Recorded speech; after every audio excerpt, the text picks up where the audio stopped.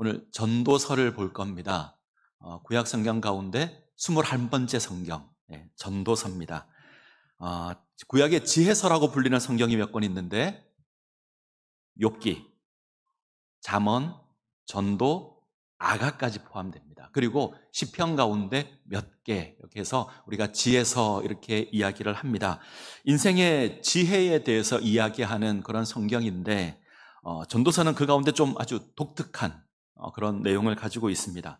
전도서는 이렇게 시작합니다. 1장 2절을 보시면 전도자가 이르되 헛되고 헛되며 헛되고 헛되니 모든 것이 헛되도다.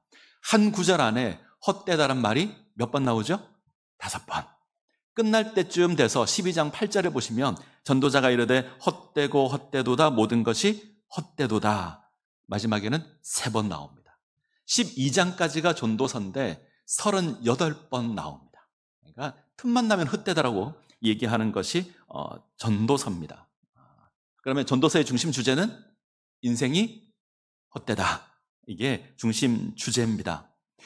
혹시 여러분들이 가지고 있는, 여러분 집에 걸려있는 액자 가운데 이 액자가 걸려있어 계신 분이 계신가요? 전도자가 이르되 헛되고 헛되며 헛되고 헛되니 모든 것이 헛되다. 아마 아무도 없죠. 이거 걸어놓으실 분은 없을 겁니다. 그래서 뭔가 좀 우리에게 조금 불편한, 왜 인생을 열심히 살아가는데 그것을 헛되다라고 하느냐, 인생의 모든 수고가 헛되다라고 하느냐, 약간은 좀 불편한 성경이 전도서일 수 있습니다. 근데 이 전도서가 정말 하고 싶은 얘기는 여호와를 경외하는 것이 지혜의 근본이다. 이 얘기를 정말 하고 싶은 겁니다. 그래서 이 내용들을 통해서 인생을 자랑하지 말라. 너의 인생이 잘난 것처럼 보이고 너의 인생이 뭔가 만들어 놓은 것처럼 보이지만 그거 다 헛된 거다. 인생의 참된 주인이신 하나님을 기억하라. 하나님을 찬양하라. 하나님을 예배하라. 이것이 전도서입니다. 그래서 이 전도서 내용을 다 알고 나면 왜 헛되다라고 하는지 좀 이해가 됩니다. 그러나 이걸 이해하지 못하고 성경을 보게 되면 뭔가 좀 불편하고 뭔가 좀 이제 속상한 그런 성경이 전도서가 됩니다. 자, 다음 그림을 한번 보죠. 전도서 1장 1절은 이렇게 시작합니다. 다윗의 아들 예루살렘의 왕 전도자의 말씀이라. 다윗의 아들 예루살렘의 왕 전도자의 말씀. 다윗의 아들 예루살렘의 왕 누구죠? 누구요? 솔로몬. 솔로몬입니다. 이 전도자부터 생각해 볼까요? 이 전도자, 이제 히브리어 보면 코헬렛이라고 부르는데 번역을 조금 이제 전도자 이렇게 번역할 수 있고 설교자 이렇게 번역해도 뭐 이렇게 틀린 번역은 아닙니다. 그리고 지혜자 이렇게 번역할 수도 있을 것 같습니다. 전도자라고 하면 도리를 전파한다. 인생의 도리를 알게 한다. 전도자인데 이 전도자가 누구일까? 다윗의 아들 예루살렘의 왕 이러면 딱 한 사람밖에 생각나지 않죠? 솔로몬입니다. 그래서 솔로몬이 전도서를 썼을 거다. 그럼 언제 썼을까? 아마 학자들은 이 솔로몬이 하나님을 잘 섬기다가 타락하잖아요. 그리고 인생 말년에 아마 돌아오지 않았을까? 그리고 그때 썼을 거다. 이렇게 생각을 많이 합니다. 그래서 대부분의 사람들이 솔로몬, 그리고 유대 전승이나 유대인들의 생각 속에서도 솔로몬 이렇게 생각합니다. 그런데 이제 종교개혁자 마틴 루터는 솔로몬이 아닌 것 같아. 루터가 생각할 때 이런 겁니다. 솔로몬이 아닌 사람이 전도서를 썼는데 솔로몬을 주인공으로 내세워서 마치 솔로몬이 쓴 것처럼 이렇게 기록했을 거다. 이해가 되십니까? 솔로몬이 아닌 다른 사람이 솔로몬의 이름을 빌려서 전도서를 썼을 거다. 전도서를 보면 주인공은 솔로몬인데 정말 주인공은 솔로몬이 아니고 다른 사람일 거다. 이 두 의견이 좀 팽팽합니다. 근데 아마 요즘 학자들은 대부분 뒤쪽을 지지합니다. 솔로몬이 주인공처럼 보이지만 실제 저자는 솔로몬이 아니었을 거다. 결정적인 이유가 이 전도서에 사용되는 여러 언어들이 있는데 이 포로기 후기에 사용되는 언어들이 좀 많이 사용됩니다. 그러니까 이건 솔로몬 시대 때 이 단어를 썼을 리가 없다는 거죠. 그래서 후대 단어들이 사용이 되어서 아마 후대 사람이 솔로몬의 이름을 빌려서 기록되지 않았을까 이렇게 생각합니다. 그래도 우리가 전도서를 읽을 때는 솔로몬이 썼다라고 생각하고 읽으면 좀 더 이해가 잘 될 겁니다. 그렇게 이해하시면 좋을 것 같습니다. 자, 그러면 솔로몬이 실제 주인공이 아니고 기록한 사람이 이 전도자라는 코엘렛이 따로 있다면 그 사람의 살았던 시대는 어떤 시대일까? 자, 다음 화면을 보시면 바벨론 포로 귀환 이후일 거다. 포로로 잡혀갔잖아요. 그래서 포로에서 돌아옵니다. 잡혀간 지 70년 만에 다시 귀환합니다. 많은 이스라엘 백성들이 기대를 가집니다. 이제 돌아가면 우리가 괜찮을 거다. 우리가 영광이 다시 회복될 거다. 이스라엘이 온전히 회복되어서 영광적인 그 하나님의 영광이 가득한 삶을 누리게 될 거다. 기대를 가지고 돌아갑니다. 성전도 지었습니다.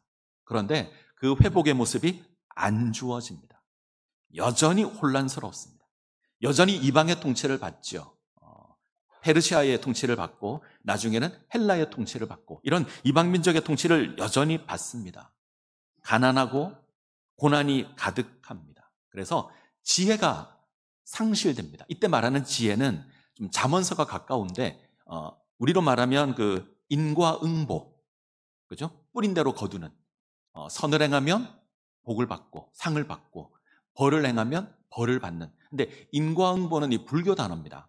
이런 거죠. 전생에 내가 의롭게 살면 그 다음 생이 좋다는 게 이제 인과응보인데 저는 이 인과응보란 말보다는 행위화복이라는 단어를 씁니다. 우리가 행한 대로 복을 받기도 하고 화를 받기도 한다. 하나님의 말씀을 잘 지키고 의로운 삶을 살면 복을 받고 하나님을 섬기지 않고 죄악된 삶을 살면 벌을 받는다. 이런 지혜로 인생을 살아왔는데 이게 통하지 않는 시대가 된 겁니다.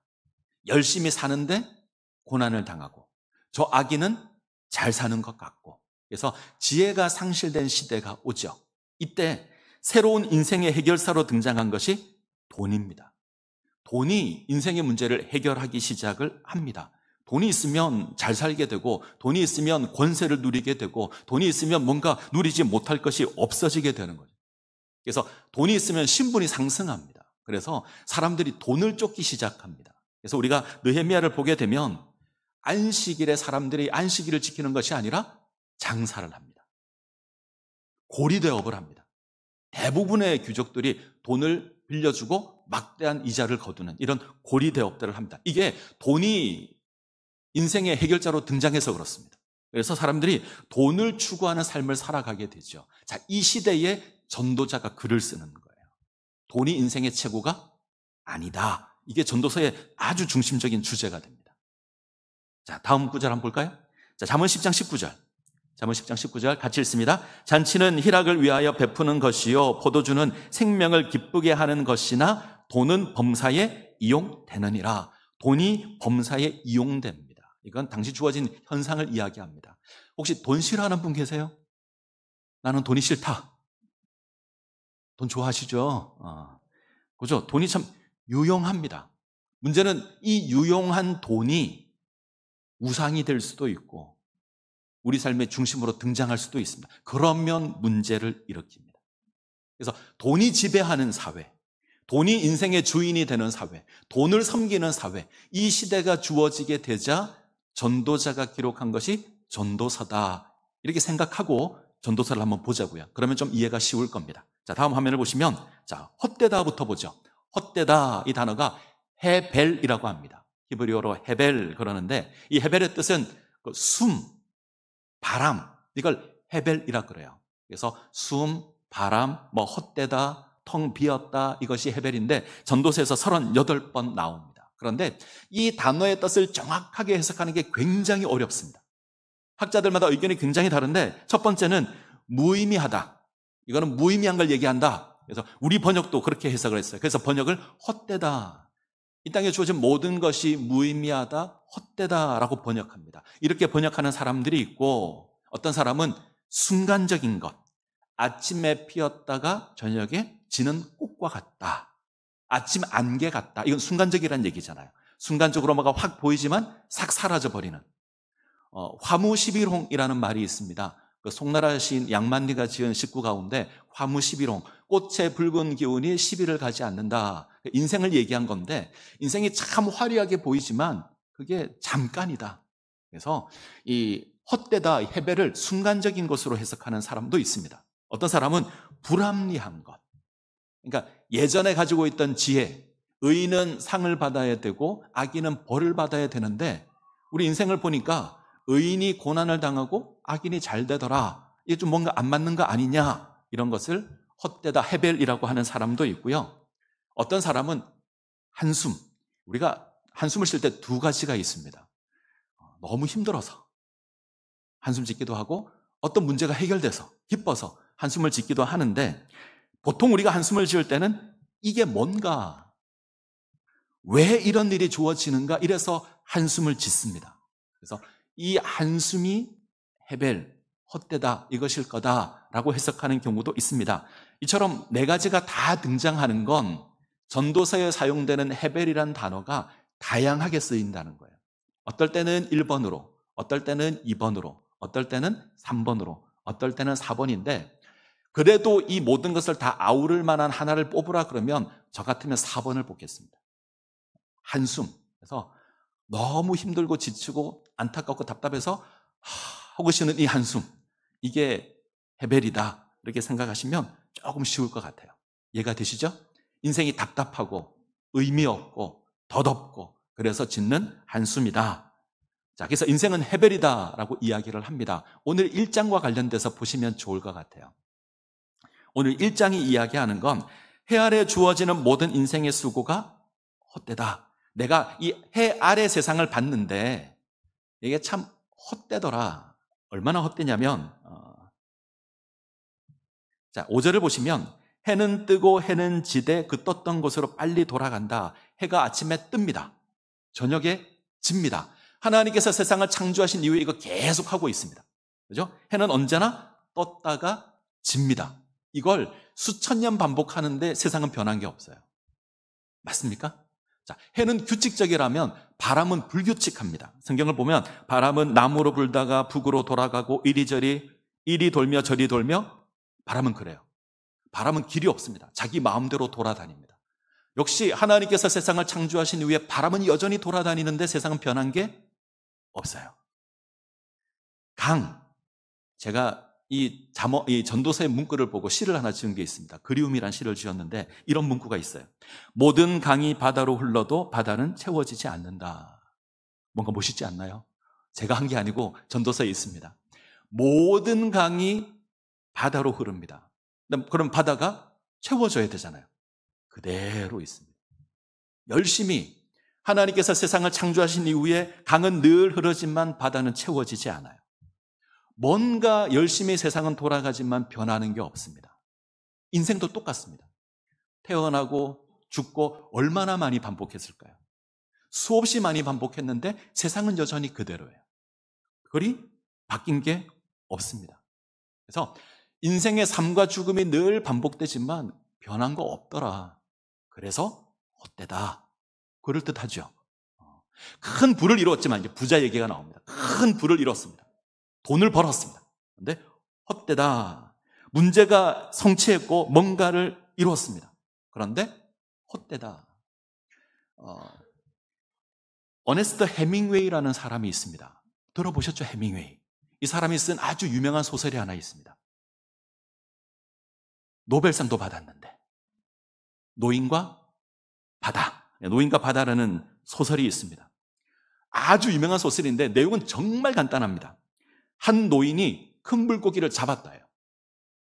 며칠 동안 잡냐면 58일 동안 잡습니다. 물고기 하나와 58일 동안 싸워서 그 물고기 한 마리를 잡습니다.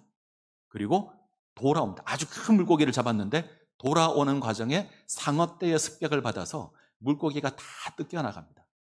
항에 딱 도착했을 때는 앙상한 뼈만 남습니다. 어네스트 해밍웨이가 하고 싶은 얘기는 인생이 이렇다. 그렇게 수고하고 노력하고 애써서 뭐 하나 잡았더니 아무것도 남는 게 없더라. 허무주의를 이야기하는 게 이 노인과 바다의 내용이에요. 어네스트 해밍웨이는 이 사람이 어떻게 죽은지 혹시 아십니까? 권총을 쏴서 자살을 합니다. 인생에 아무것도 없더라. 그래서 그렇게 산 거예요. 그래서 이처럼 인생의 허물을 이야기하는 이런 이야기들이 많은데, 자, 부자 이야기를 한번 보죠. 전도서에는 3가지 부자가 나옵니다. 첫 번째 부자는 외로운 부자, 일만 하는 부자. 열심히 일을 해서 뭔가 벌었습니다. 어느 순간 내가 왜 일만 하고 있지? 내가 왜 돈을 벌어놓은 이 부를 쓰지도 않고 왜 내가 일만 하고 있지? 생각을 딱 해요. 그래도 일만 합니다. 그래도 계속 일만 하는 부자예요. 이거 그냥 돈을 벌게만 하고 쓰지 않는 부자. 이게 무슨 의미가 있냐? 두 번째 부자, 재산을 잃었습니다. 이 사람은 과거만 바라보고 삽니다. 예전에 내가 부자였는데, 예전에 내가 많은 것을 가졌었는데, 예전에 내가 잘 살았었는데, 지금은 포기하고 과거에 매여서 사는 재산을 잃은 부자. 자, 세 번째 부자는 객사한 부자. 돈을 막 벌었습니다. 근데 하루아침에 딱 죽어버렸습니다. 내일 일은 난 몰라요. 열심히 벌었는데 인생이 어떻게 될지 모릅니다. 그래서 자기가 벌어놓은 모든 것들을 자기가 쓰는 게 아니라 누가 쓰죠? 다른 사람들이 씁니다. 뭐 자식이 있을 수도 있고 가족이 있을 수도 있고 다른 사람에게 할 수도 있고. 그래서 자신은 이것을 이루었지만 아무것도 누리지 못하고 죽습니다. 부자들의 모습이 다 이런 거 아니냐? 돈을 버는 게 무슨 의미가 있냐? 아무 의미가 없다. 인생은 헛된 거다. 잠언이 이거 이야기예요. 자, 이 사람은 누구일까? 퀴즈를 하나 내겠습니다. 팝의 황제로 불렸던 1958년에 태어나서 2009년에 죽었습니다. 정규 앨범만 12개를 냈고 특별 앨범까지 포함하면 아주 많은 앨범을 냈고요. 그중에 한 장, 제일 잘 나가는 거 한 장으로 판 앨범의 숫자가 6,600만 장. 저희 나라에서 100만 장 팔리면 엄청난 거예요. 근데 6,600만 장을 팔렸고 이 한 장의 저작권료만 4천억이 넘어요. 한 곡만. 사람들은 세계 최고의 부자 가운데 하나다. 이 사람이 얼마나 많은 재산을 가졌는지는 자기도 모를 거다. 근데 이 사람이 50세에 죽습니다. 혹시 이 사람 누굴까요? 그죠. 마이클 잭슨. 다 아시네요. 저는 모르는데 이 사람을 어떻게. 자, 이 사람의 집을 네버랜드라 그럽니다. 저희 나라에는 에버랜드가 있고 이 사람은 네버랜드가 있는데 네버랜드라는 여의도 크기만한 땅을 삽니다. 이 안에 집을 짓습니다. 기차역도 있고 에버랜드 같은 놀이동산도 있고 동물원도 있고 극장도 있고 목욕탕 욕실의 수도꼭지는 금으로 되어 있습니다. 이런 데서 살아보고 싶지 않으세요? 기가 막힌 어떻게 한 개인이 이제 이런 엄청난 것을 하는 거죠. 제가 궁금한 건 마이클 잭슨이 네버랜드에서 며칠이나 잤을까? 얼마나 살았을까? 이 사람은 공연한다고 세계를 떠돌아다녔을 거예요. 며칠이나 네버랜드에서 살았을까요? 황금 꼭지에서 나오는 물로 몇 번이나 목욕을 했을까요? 제가 보기에는 이 사람보다 가정부가 훨씬 더 많이 했을 거예요. 그죠? 청소하는 사람들이 훨씬 더 많이 뭔가 누렸을 거예요. 그리고 50세 때 죽는데 아동 성추행범으로 몰려서 누명을 씁니다. 나중에 누명이 벗겨지긴 합니다. 그런데 그게 충격이 되죠. 심장마비로 죽습니다. 50세 때. 이 엄청난 것을 만들어 놓고 하루아침에 죽습니다. 부러우세요? 황금 수도꼭지 안 부러우시죠? 네버랜드 별로 안 부러우시죠? 인생을 보니까 이렇다는 거예요. 사람들이 뭔가 가졌다는 사람들의 삶을 보면 이게 뭐가 의미가 있냐? 이거 헛되더라. 지금 전도서가 이 얘기하는 겁니다. 그래서 전도서가 그 다음 화면을 보시면 인생이 이처럼 헛되다면 우리는 어떻게 살아야 하는가? 이 두 가지를 이야기하는데 제가 지난 시간에 잠깐 말씀드렸습니다. 전도서의 주제는 두 가지입니다. 하나가 까르페 디엠, 하나가 메멘토 모리. 이 두 가지가 전도서의 주제입니다. 까르페 디엠, 메멘토 모리. 좀 표현이 어려운데 까르페 디엠부터 보죠. 까르페 디엠은 인생을 즐겨라. 지금 살아가는 삶의 의미를 두라. 조금 표현을 바꾸면 지금을 잡으라. 지금이 중요해요. 톨스토이 이야기를 제가 지난주에 말씀을 드렸습니다. 인생 가운데 가장 중요한 때가 언제냐? 가장 중요한 일은 언제냐? 가장 중요한 사람은 누구냐라고 물을 때 답은 지금 가장 중요하고 지금 내가 하고 있는 일 가장 중요하고 지금 내가 만나는 사람이 가장 중요하다. 그래서 지금이 중요합니다. 그래서 지금의 삶의 의미를 두라. 인생을 즐기라. 전도서에 보면 먹고 마시고 즐기라 이런 표현들이 나옵니다.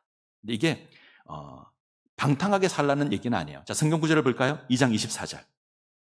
같이 읽습니다. 사람이 먹고 마시며 수고하는 것보다 그의 마음을 더 기쁘게 하는 것은 없나니 내가 이것도 본즉 하나님의 손에서 나오는 것이로다. 먹고 마시고 수고하는 것이 기쁜데 이거 하나님의 손에서 나오는 거다.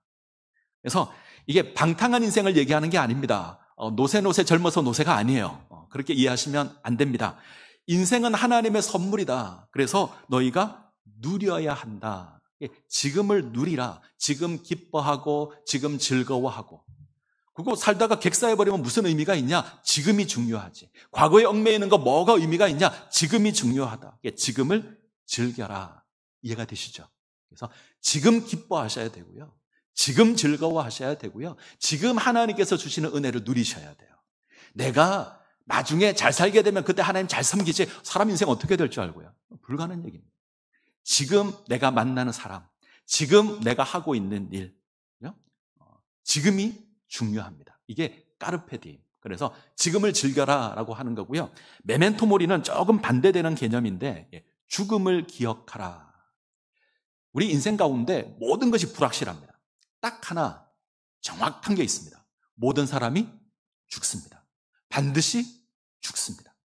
그래서 변하지 않는 진리가 하나 있는데 죽는 거죠.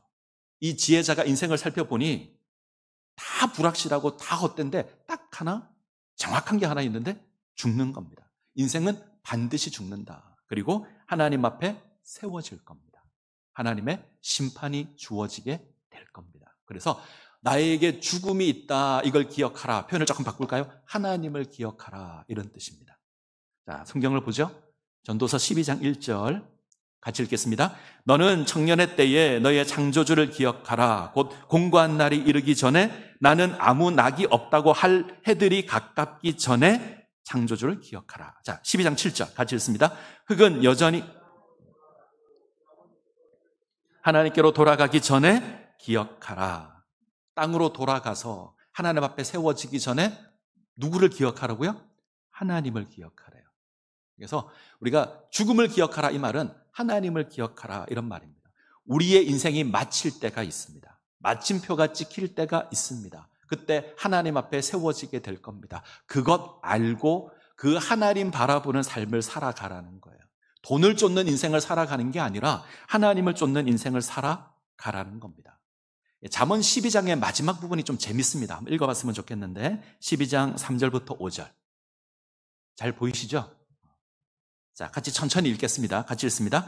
그런 날에는 집을 지키는 자들이 떨 것이며 힘 있는 자들이 구부러질 것이며 맷돌질하는 자들이 적음으로 그칠 것이며 창들로 내다보는 자가 어두워질 것이며 길거리 문들이 닫힐 것이며 맷돌 소리가 적어질 것이며 새의 소리로 말미암아 일어날 것이며 음악하는 여자들은 다 쇠하여질 것이며 또한 그런 자들은 높은 곳을 두려워할 것이며 길에서는 놀랄 것이며 살구나무가 꽃이 필 것이며 메뚜기도 짐이 될 것이며 정욕이 그치리니 이는 사람이 자기의 영원한 집으로 돌아가고 조문객들이 거리로 왕래하게 됨이니라.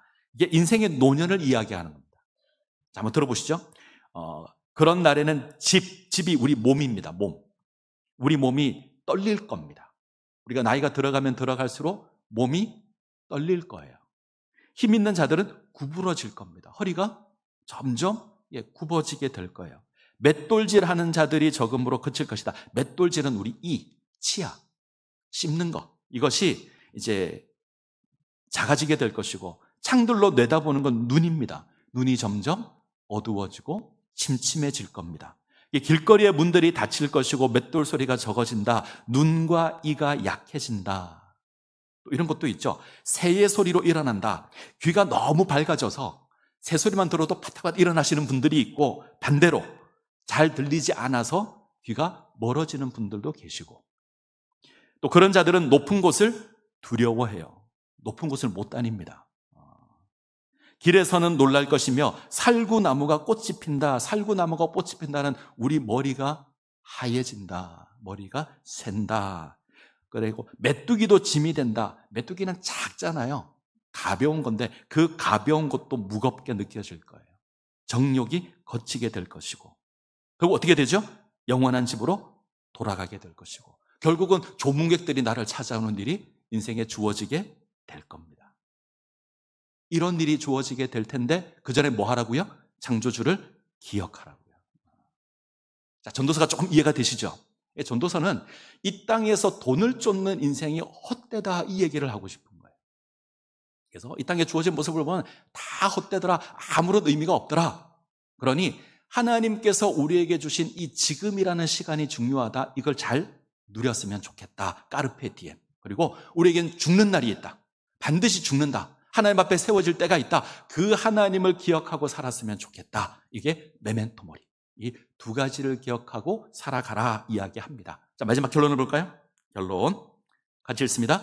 우리는 헛된 세상을 닮으려는 흉내내기를 멈춰야 합니다. 화려하게 보이지만 한순간에 사라지는 이 땅을 흉내내는 것이 아니라 하늘을 바라보고 살아야 합니다. 해 아래 세상에서 잠시 숨을 멈추고 하늘을 올려다보며 전도서의 소리에 귀를 기울여야 합니다. 그때 삶의 지혜를 들을 수 있습니다.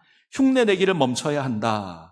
우리는 땅을 바라보고 살아가는 존재가 아니라 하늘을 바라보고 살아가는 존재입니다. 우리는 하나님이 살아계신다 압니다. 눈에 보이지 않는 세계가 있다는 거 압니다. 그런데 때때로 우리는 세상이 부러워서 세상을 흉내낼 때가 있습니다.